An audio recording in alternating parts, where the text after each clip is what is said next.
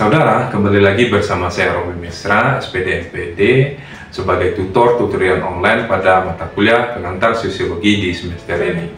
Nah, saudara, seperti janji saya sebelumnya bahwa saya akan membuat video pembelajaran ya, supaya bisa membantu saudara untuk lebih memahami tentang materi pada sesi pertama ini ya. Nah, seperti yang kita ketahui bersama dan juga saudara mungkin juga sudah mempelajari bahan ajar ini ya, yang ada di modul ya, berkaitan dengan ruang lingkup sosiologi. Nah, jadi saudara nanti diharapkan saudara bisa memahami apa sih itu ruang lingkup sosiologi ya. Kemudian lebih lanjut saudara diharapkan juga bisa menjelaskan ya, atau mengimplementasikan juga apa sih itu pengertian sosiologi ya. Kemudian apa sih kajian-kajian yang ada di sosiologi ya, dan fenomena-fenomena yang ada di masyarakat. Jadi saudara bisa memahami, oh kalau fenomena ini di dalam sosiologi disebutnya ini, begitu ya, berdasarkan konsep-konsep sosiologi. Di bagian pertama itu adalah berkaitan dengan pengertian sosiologi ya. Ini ya pengertian sosiologi. Untuk pengetahuan dasar ya, sosiologi itu secara etimologis berasal dari dua kata ya, yaitu ini sosius dan juga logos ya. Sosius itu artinya saudara adalah teman ya, adalah teman. Sedangkan logos ya, pokoknya yang ada logi-loginya ya, itu artinya adalah ilmu ya. Misalnya kayak sosiologi, biologi, antropologi. Yang logi-logi itu maksudnya adalah ilmu ya. Nah, jadi kalau kita gabungkan, apa sih definisi dari sosiologi itu berdasarkan asal-usul kata? Ya berarti adalah ilmu yang mempelajari tentang teman ya, atau ilmu cara berteman begitu ya. Nah, lebih lanjut ya, dikembangkan lagi secara umum, sosiologi itu ilmu yang mempelajari tentang masyarakat. Saya pikir itu sudah definisi yang pas ya. Ya, meskipun tentu ahli-ahli memiliki sudut pandangnya sendiri-sendiri ya. Ada yang memiliki sudut pandang mempelajari tentang konflik begitu ya, ada yang mempelajari tentang struktur ya, mempelajari tindakan ya. Jadi ahli-ahli itu melihat sisi-sisi dari masyarakat itu. Nah, kalau ditanya apa sih objek sosiologi, ya berarti objek kajian sosiologi itu ya masyarakat ya.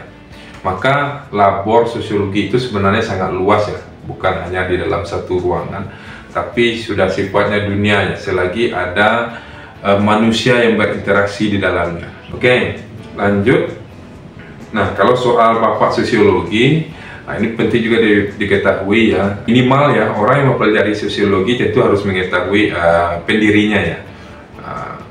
Kalau dalam sosiologi itu pendirinya adalah disebut dengan Auguste Comte ya.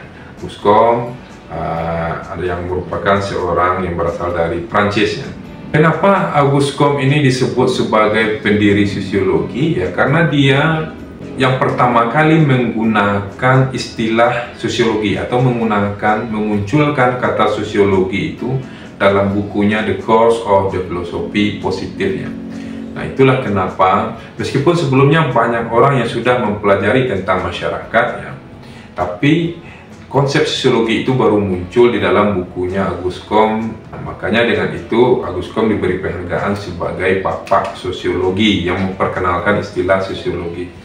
Nah, kalau di Indonesia sebenarnya banyak juga ya tokoh-tokoh sosiologi terkenal ya, seperti Selo Sumarjan ya, Sarjono Sukanto. Nah, kalau Selo Sumarjan itu lebih mempelajari berkaitan dengan struktur sosial ya, proses-proses sosial, dan juga berkaitan dengan perubahan sosial ya.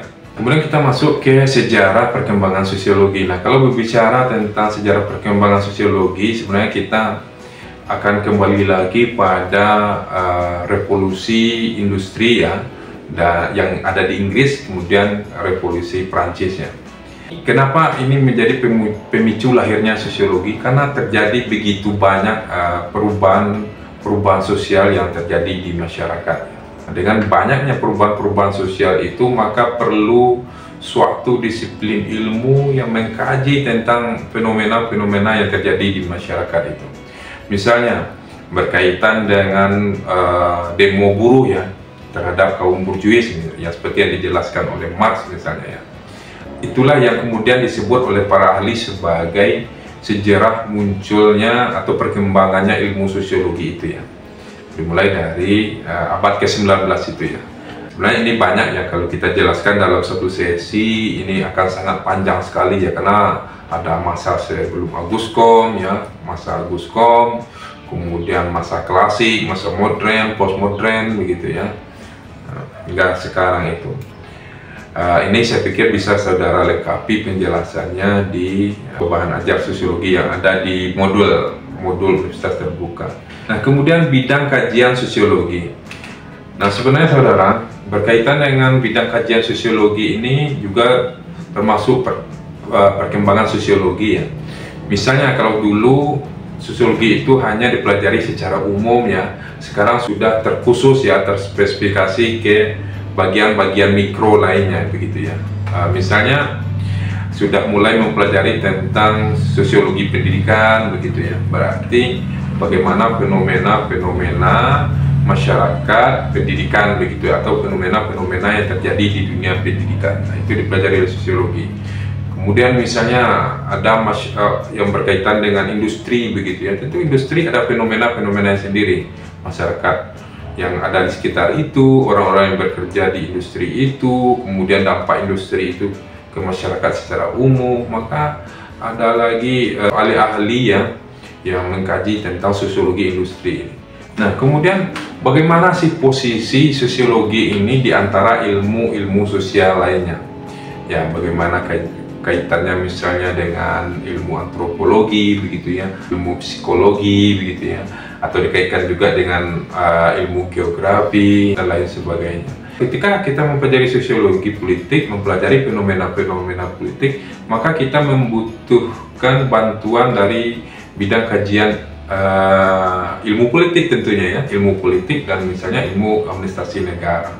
Nah, jadi antar disiplin ilmu itu dia akan saling melengkapi. Makanya kalau dalam sebuah penelitian itu bisa berkolaborasi dia antara peneliti sosiologi dengan peneliti ilmu politik, peneliti ilmu administrasi negara ya, dan lain sebagainya.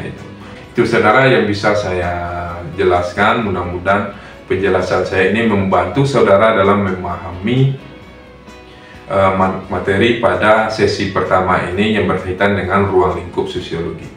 Jadi saudara, apapun itu, kalau saudara memiliki pertanyaan silakan kirimkan pesan di LMS e-learning UT ini, atau boleh juga saudara sampaikan melalui media sosial saya di deskripsi video YouTube ini. Terima kasih saudara, salam sehat selalu dan sukses untuk saudara semua.